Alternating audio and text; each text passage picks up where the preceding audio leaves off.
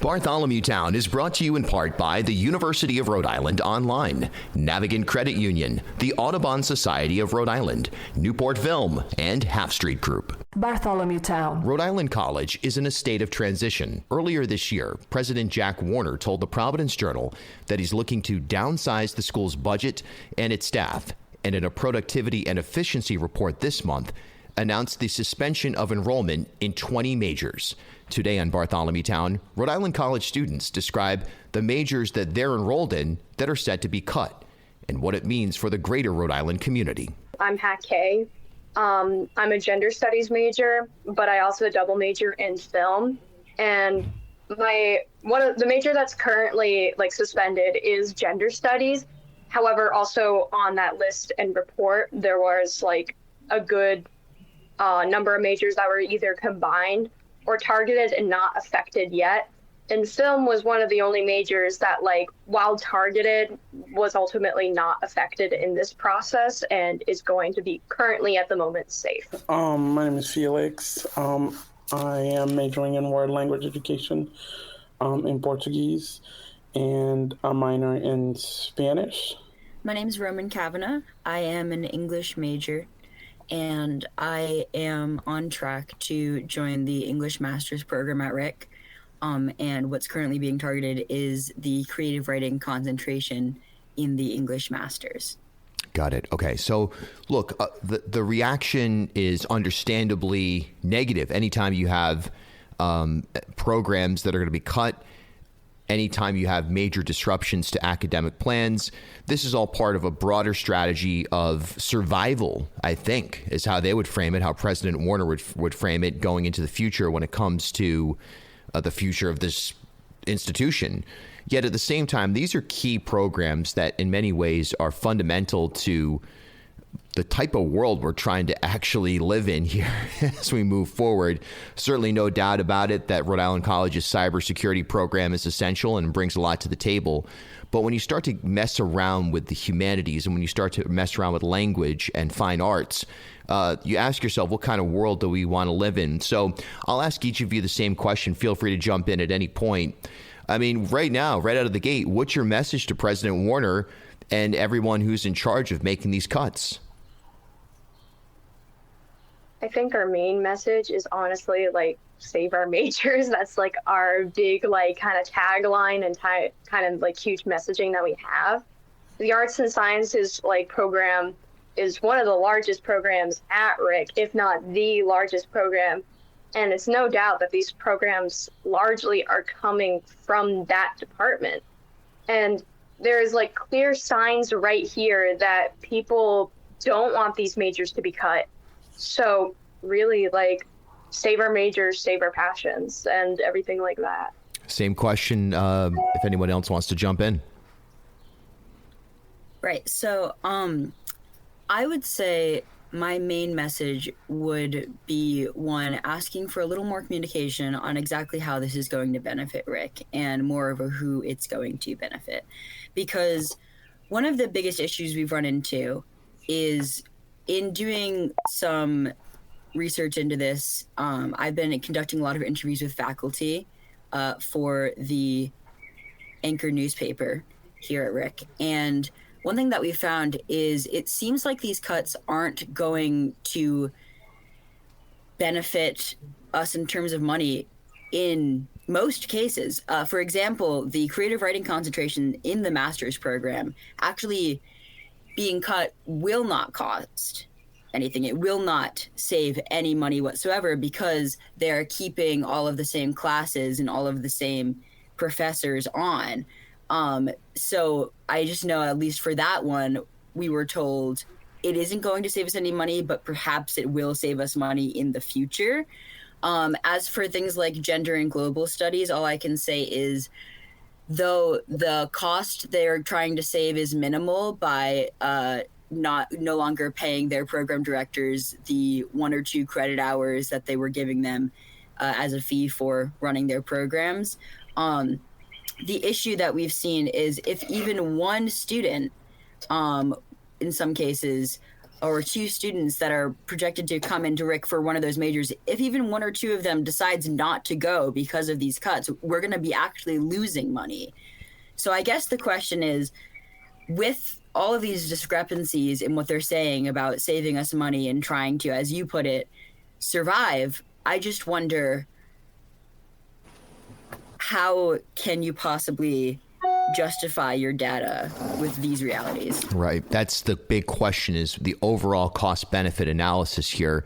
And Danielle has joined us, and we'll certainly get you to fill in what your program is and your take on all of this. Felix, I'll ask you the same question, though. When it comes to, language, I mean, actually the Coalition for Multilingual the Coalition for a Multilingual Rhode Island put out a statement. I'll read it here in part. The Coalition for a Multilingual Rhode Island stands in strong opposition to Rhode Island College's decision to suspend its BA program concentrations in French, Francophone Studies, Latin American Studies, Portuguese, and World Language Education, French and Portuguese, as outlined in the recently released Productivity and Efficiency Report. This comes at a time when our state is home to one of the largest Portuguese-speaking populations in the country, and when language access, global competency, and cultural relevance are more vital than ever. This decision represents a profound disservice to Rhode Island students, families, and future. So on that note, Felix, your take on the suspension, or the looming suspension, we'll say, of those multilingual programs. Yes. What they've decided to do is cut every language but Spanish from Rhode Island College. And what that does, as someone who studies Portuguese and Spanish, it determines value on different languages. It says this language is important and worth keeping, and this one isn't, which, as someone who loves languages and strives to learn different people's language and cultures, it's highly offensive. And I think what I have to say to President Warren is, why should we gatekeep knowledge? Why should we put a value on knowledge and education? Why do we think that some things are worth knowing and some are not? And what they've done with these cuts and these enrollments is actually target programs that branch out to different areas of thinking. Well said. I don't think that's right. And I don't think they should do that. They should reflect and actually give us a reason of why they're cutting these programs. As they've said, they just now being able to kind of flatline enrollment at RIC as to what it was before the pandemic. And that has taken them 5 years. Why don't they give those programs a fighting chance to do the same? If it has taken you 5 years to kind of bring enrollment back to what it was before the pandemic, why would you not give those programs the same chance? Because this news came as a surprise, not only to students, but also to faculty. Why would you approach them and give them the report, give them the numbers, and say, hey, this is what we're facing. I need you to come up with solutions. Right. Yeah, different approaches. I can also add on that it came up as like a surprise to like us as well, at least with like Danielle and I. Like we only found out through like an email from our gender studies department that, hey, so our entire major is being shut down right now. And that was something really lovely to wake up at like 9 a.m. in the morning. Mm-hmm. Yeah, it's disruptive. It's stressful. In fact, I would make the argument that it's traumatic. Danielle, if you want to introduce yourself, joining us here, and tell us what your major is and kind of give us your take overall on these proposed suspension of programs at Rhode Island College. Yeah, so I'm Danielle. I'm a gender studies major as well. And I actually recently transferred to RIC for the gender studies program because I felt like it was a really good and well-rounded program that we're looking at different perspectives. We're taking in different people's cultures, different people's experiences. And that's a lot of what this major focuses on. It's very multidisciplinary. And so cutting it is just cutting a lot of people's access to this education. Especially right now, it's really important to have people learning how to, like, a lot of it is like how to think about the world around you, how to analyze stuff, and how to make your own decisions about things. And that's really important in general, but especially right now. And so, like Hak said, the cuts came out of nowhere. We just kind of woke up to this email, and all of a sudden, my major's going away. And I know there are more students coming in, and I think that's really great, seeing more undergraduate students. I'm a junior right now, so like I would love if the major would fill out and having more students to talk to, and then we can have more classes and we can expand what we're doing. And so cutting that just stops all of the progress. Like, we're still a growing major, and we need resources, and we need to continue to grow. A lot of what we're hearing is that we still get to graduate. Like, that's great. I mean, I want to graduate, but that doesn't stop the problem that you're cutting other people from having access to this education. And they're telling us that there's minors are still open, but that's not the same thing. I can't go to the college to get a minor in gender studies. This is my entire major. This is what I'm studying. This is what my career is going to be based off of. So it's a really big disservice to everyone. I've heard from people who aren't in the major taking like an intro class or just something they find interesting, and them saying how helpful that was to them, how much perspective that brought, how they can apply that to their major. It's really sad to see this being cut from the institution, especially since I just got here. I was really excited to be in this major. Yeah, that's a loss of human capital that can't be replaced. And I'll get to that in just a moment. A couple of notes here we're releasing this on Thursday, the 24th, and a couple of events. One, there's a walkout planned at Rhode Island College, and it's on an Instagram handle, Save Our Majors Rick. And this you certainly can follow for yourself to keep in touch with and stay up to date on this story as it continues to develop. But this Rick walkout, it advertises, join us on Thursday and walk out of all activities to protest the shutdown of 20 of our essential programs, as well as the silence of Rick administration when it comes to the genocide in Gaza. There's also a protest at the State House tomorrow. Looks like 2:30 to 4. This was to coincide with Rick Day at the State House. I'm seeing mixed reports here as to whether or not Rick Day has been canceled. Let's go through these one at a time, starting with the walkout. The decision to tie this into the administration's silence on Gaza. What's the takeaway there in terms of why frame it in sort of a two-direction conversation? Well, they were merged together because the organization that we're collabing with is like Justice for Palestine and everything. That's at like Rick, and they were initially hosting this walkout for Palestine, but they wanted to coincide with our walkout for that reason. They have found like some slight connection to Palestine and like the Save Our Majors with like the budgetary cuts and everything, because something like, I don't entirely know everything, so maybe I shouldn't entirely speak on that yet and let them speak on that for like at the protest, because I know they are going to voice that a lot more. But there is like some like slight connection to it. We are probably going to like reorganize and like reevaluate that connection though, because we do ultimately just want to keep this centered and focused on the majors and saving our majors mainly. Gotcha. And then the protest at the State House, is that something any of you will be participating in? Yes. Yes. Gotcha. Yeah. What's your message right now from a higher ed standpoint to Governor McKee, Speaker Shekarchi, anybody in leadership that's hearing this? What do you say to them about, obviously, budgets are a reflection of priorities. We're in a very difficult budgetary moment.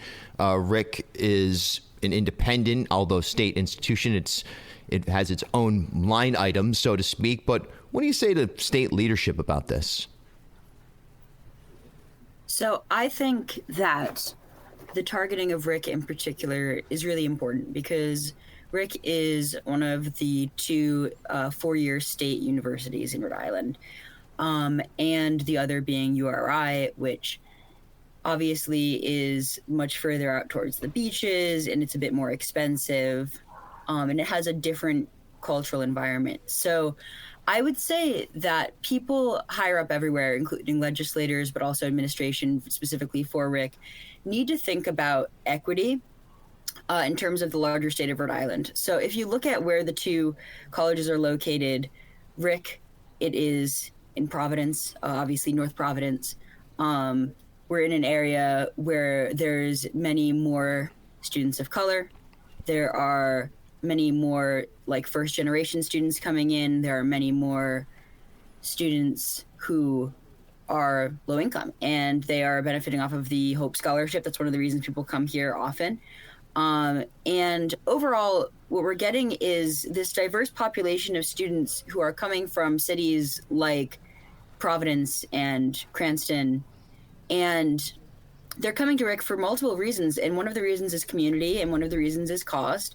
And I think we just need to look at this and say, okay, two things. Number one, by cutting programs, we are going to be not serving this population. We're going to be pushing them to other schools like URI, and frankly, many of them can't either make the commute or afford to be there. Number two, we are going to be pushing them out of what is supposed to be a safe space for them. I mean, Rick loves to talk about how it is a Hispanic serving institution, which is an excellent thing that we, an excellent part of our school. And we also like to talk about our Unity Center and our Lavender Lounge in terms of supporting the queer community and also students of color. We have so many things that are geared towards serving underprivileged groups. So it's just unfortunate that all of these groups at Rick are going to be negatively affected. And the message that it's sending is one of inequity, that those who deserve to participate in the liberal arts and pursue education of things like literature and gender studies and global studies are people who can afford it. And only certain types of people. And that's really unfortunate. So I think that everybody needs to be looking at that and going, oh, I don't think that that is actually the best way to serve Rhode Island whatsoever. Let me ask one last question to each of you, and just kind of a yes or no on this one. We'll start with Danielle. These program cuts, will you be staying as a student? Will you remain enrolled at Rhode Island College, or are you going to take your academic career elsewhere?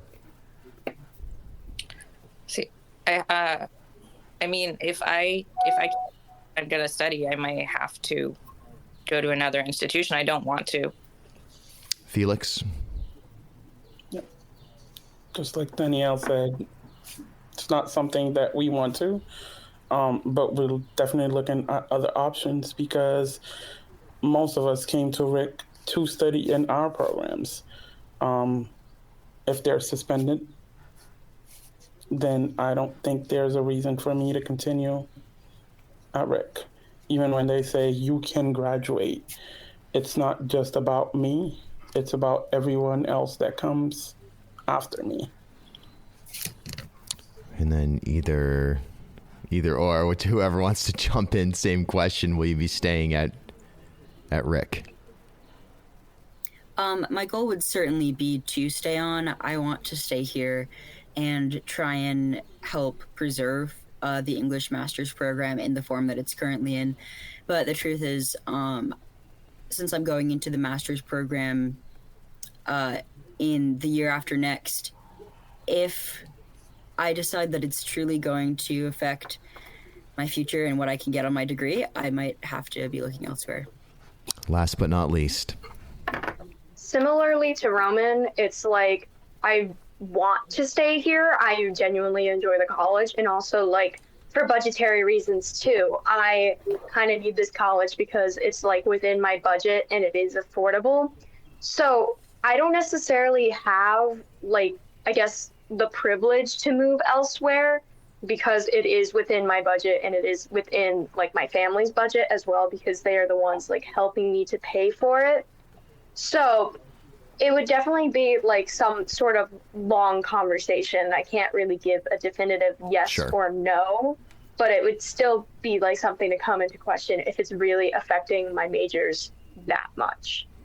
Thank you all so much for your time today. Good luck, and let's see how this plays out. You never know. Perhaps a benevolent soul will enter into the picture here, dump a bunch of money into all these majors and allow them to continue. It may take private dollars. It may take rethinking the funding formula at Rhode Island College for these programs to stay, or Rhode Island College may just make a decision to say, we're not going to fund full throttle humanities, full throttle fine arts, full throttle language. We're going to accept an identity as a kind of AI and cybersecurity oriented institution. And you may be the last generation of students who get to experience what it means to be in the liberal arts writ large at Rhode Island College. It all remains to be seen, but thanks for speaking up and speaking out. Of course. Thank you for having us on. Hey, thanks for stopping by Bartholomew Town. For more content, follow me on Instagram at Bill Bartholomew.